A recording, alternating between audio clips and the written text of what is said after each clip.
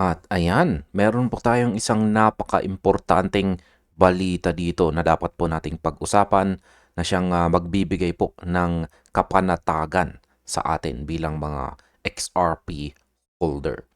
Sabi po sa ating balita dito kay Times Tabloid ay David Schwartz. Yan, says neither court order nor Ripple can shut down XRP. Yan po siya, si Ginoong David Schwartz. Alam po natin na sa nakalipas na mga taon, palaging sentro po ng usapin ang Ripple Labs pagdating sa mga legal na laban at regulasyon sa United States. Pero meron pong isang malaking katanungan na madalas itanong ng mga skeptics at maging ng mga bagong investors. At ang katanungan ito ay paano kung utusan ng gobyerno ang Ripple na i-shutdown itong si XRP. Maliban dyan ay paano kung may court order na ipatigil po ang network? Yan, sa balita natin dito ay muli pong binigyang diin ng kilalang crypto analyst dito na si Steph Iscrito ang mga pahayag ni David Schwartz. Sa mga hindi po nakakilala kay David Schwartz dito, ay siya po ang dating CTO ng Ripple at isa sa mga original architects ng XRP Ledger. Ang kanyang mga salita ay nagbubukas po ng mata. Ang XRP Ledger ay hindi lamang po basta ginawang decentralized para sa uso. Ito po ay sadyang dinisenyo para maging unshutdownable. Ayan. Kahit pa mismong ang Ripple ang utusan ng korte na gawin ito. Kaya sa video na ito ay pag-uusapan po natin ng malalim ang filosofiya sa likod nito at kung bakit ang pagiging powerless ng Ripple ay ang pinakamalaking protection po natin bilang mga holders. Pero bago po tayo magpatuloy ay check po muna natin ang kasalukuyang presyo ni XRP ngayon. Siya po ay naglalaro ngayon sa 1.4335. At ang kanyang kasalukuyang kalagayan ay ayan na po. Patuloy po siyang naglalaro dito sa mga support natin dito. Kamakailan ay nabasag po niya or nakawala po siya dito sa loob ng ating symmetrical triangle pattern. Nagkaroon po siya ng retest dito. Pero umangat siya. Yan nga, umangat siya ng napakabilis pero tinulak po ng mga buyers. Kaya muling bumalik po siya dito malapit sa ibabaw ng ating triangle pattern. Ayan, ipagpapatuloy po natin ang ating pagpapaliwanag dyan pero tapusin po muna natin ang ating sinimulang balita dito. Ayan, simulan po natin sa kung bakit ang Ripple ay powerless. Yan, or walang kapangyarihan. Yan, pagdating kay XRP. Yan, ito po talaga ang pinaka-basic. Ang Ripple Labs po kasi ay isang kumpanya na nakabase sa United States. At bilang isang US company, kailangan po nilang sumunod sa batas ng Amerika. Mayroon po silang mga investors, mayroon po silang board of directors, at higit po sa lahat ay kailangan nilang sumunod sa anumang court order. Ayan. Kailangan po nilang sumunod sa anumang court order na ibababa sa kanila. Ito po ang realidad na hinarap ni na David Schwartz noong binubuo pa lang nila ang XRPL. Ayan. Ayon po kay Schwartz, Ripple, for example, has to honor US court orders. It cannot say no. Napakalinaw po niyan. Kung ang Ripple ay may hawak ng off switch o pause button ng XRP Ledger at inutusan sila ng korte na pindutin ito, wala silang magagawa kundi sumunod. Pero dahil alam nila ang panganib na ito, gumawa po sila ng isang radical na decision. Dinisenyo po nila ang network sa paraang kahit ang Ripple mismo ay walang control dito. Ngayon sa aking opinion ay napakahenyo ng discarding ito. Isipin po natin mga kripto. Karamihan sa mga kumpanya ay gustong hawakan ang kontrol sa kanilang produkto hanggat maaari. Pero sa mundo ng blockchain, ang kontrol ay isang malaking liability o pananagutan. Kung may kakayahan po ang Ripple na i-freeze ang ating account o i-censor ang ating transaction, ibig sabihin ang ating pera ay hindi talaga sa atin. Ito ay nasa ilalim ng permiso ng Ripple at ng US courts. Sa pag-amin po ni Schwartz dito na ginawa nilang powerless ang Ripple, ipinapakita lang nito na ang XRP ay tunay na neutral. Hindi ito tool ng isang kumpanya. Ito ay isang public utility. Kaya sa aking pananaw, ito ang pinakamahalagang aspeto na hindi naiintindihan ng SEC at ng iba pang mga regulators. Ang Ripple ay gumagamit po ng XRP, pero hindi sila ang Panginoon ng XRP. Ang XRPL naman ay nabubuhay sa libo-libong validators sa buong mundo. Kahit pa maglako ang Ripple Labs bukas o kahit pa sabugin pa ang lahat ng kanilang opisina, ang XRP Ledger ay patuloy na magdadala ng transaction bawat 3 hanggang 5 segundo o 3 to 5 seconds. Yan po ang tunay na kakulugan ng anti-fragile. Yan, dito naman po tayo sa trust as a design principle. Isa pang napakagandang punto na binanggit ni David Schwartz ay ang konsepto ng trust o tiwala. Sa traditional na banking, forced o kailangan nating magtiwala sa bangko dahil sila po ang may hawak ng ating ledger. Pero sa XRPL, ang tiwala ay ginawang optional. Sabi nga ni David Schwartz dito ay people trusting me is all upside for me. But people having to trust me or Ripple or anyone else to use XRPL is all downside for us. Ibig sabihin, gusto nila na pagkatiwalaan sila dahil sa kanilang magandang serbisyo at innovation. Pero ayaw po nilang mapilitan ang mga tao na magtiwala sa kanila para lang magamit ang network. Ang pagkakaibang ito ang pundasyon ng tunay na decentralization. Kaya sa aking opinion, dito natin makikita ang pagkakaiba ng XRP sa mga Central Bank Digital Currencies o CBDCs. Sa isang CBDC, forced trust ang umiiral. Kailangan mong magtiwala sa gobyerno dahil sila lang ang may control. Kay XRP, ang tiwala ay nasa code at sa consensus protocol. Kaya para po sa akin, ito ang dahilan kung bakit si XRP ang perpektong bridge currency para sa buong mundo. Ang isang bansa, halimbawa ang Pilipinas, ay maaari pong hindi lubos na magtiwala sa pulisiya ng US government. Pero maaari po silang magtiwala sa XRPL dahil alam nilang walang iisang bansa o kumpanya ang pwedeng humarang sa kanilang cross-border payments. Ang optional trust na ito ang nagbibigay po ng kalayaan sa mga users. Binanggit ni Schwartz na ang paggawa sa network na ito na hindi pag-aari ng kahit sino ang tanging paraan para masiguro na nobody could own or control it. Ito po ay isang paradox. Upang maging pinakamalakas na network, kailangan mong maging sadyang mahina sa aspeto ng control.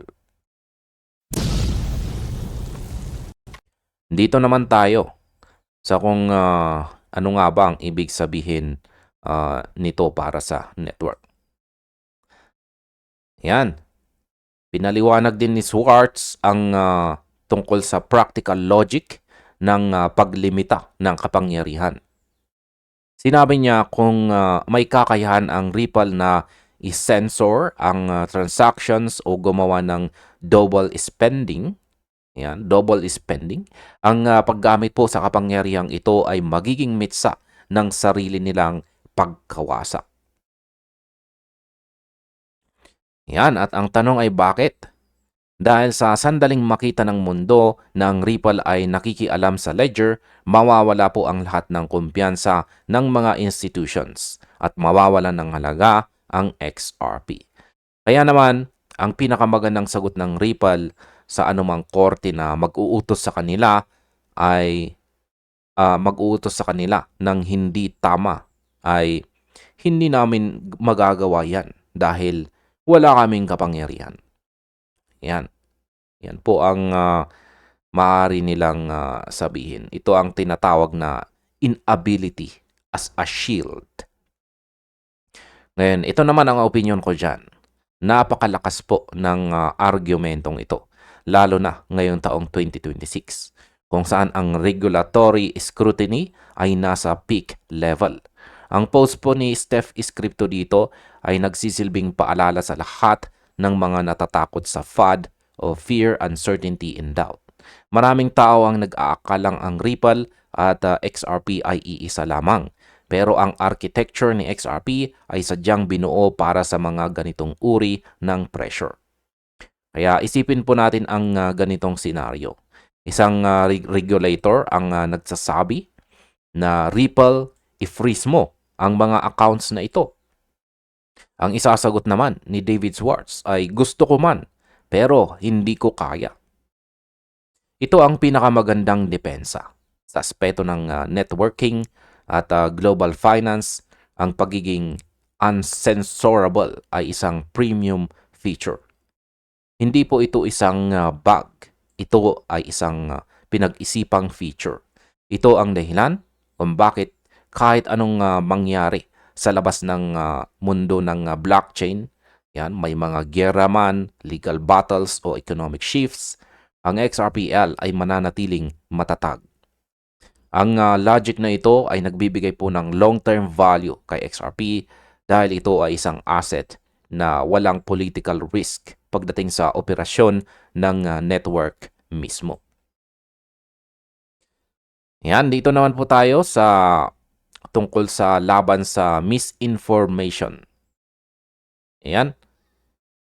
Kahit na 2026 na, marami pa rin ang nalilito sa role ng Ripple Labs. Madalas po silang tawaging centralized ng mga Bitcoin maximalist. Pero ang paliwanag po ni Schwartz ay ang ultimate debunking sa mga maling akalang ito. Ang decentralization ay hindi lang tungkol sa kung sino ang nag-code, kundi tungkol sa kung sino ang may huling say sa bawat transaction.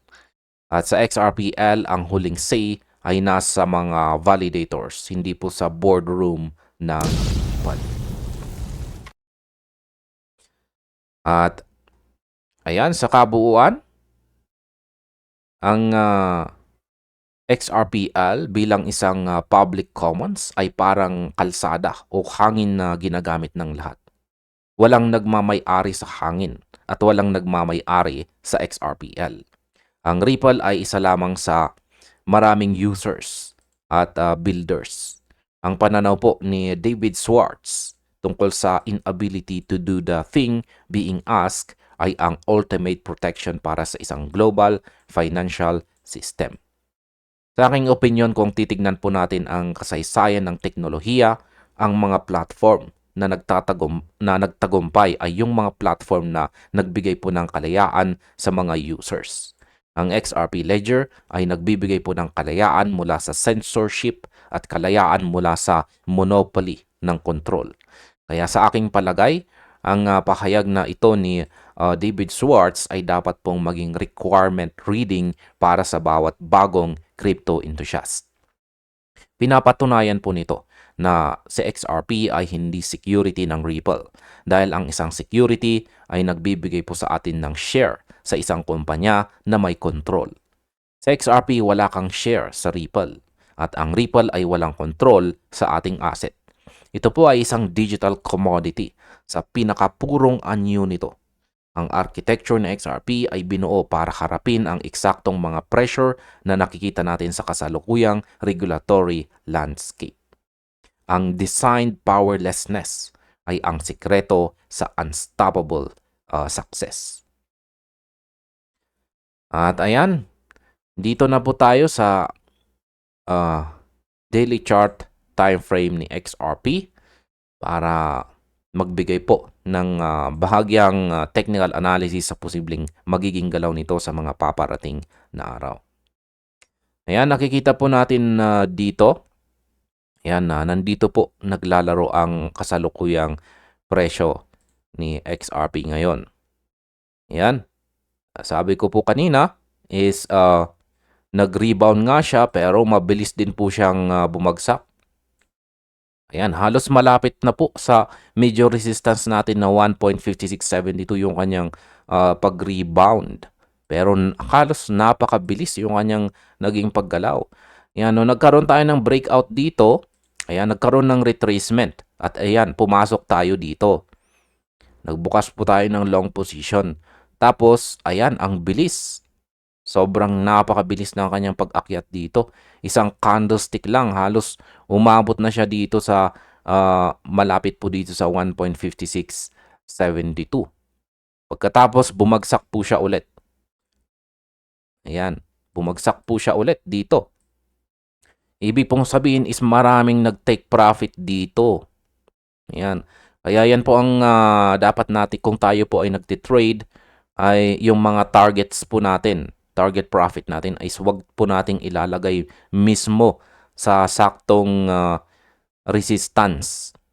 Ayan, kung tayo ay naka-long position. So, wag po nating ilalagay. Kasi kung minsan ay hindi po talaga umaabot dyan yung presyo. Kasi marami na, kapag lumalapit na po ang presyo is maraming nagbebenta na kaagad dyan, nagtitake profit. Kaya, ayan, bumagsak siya.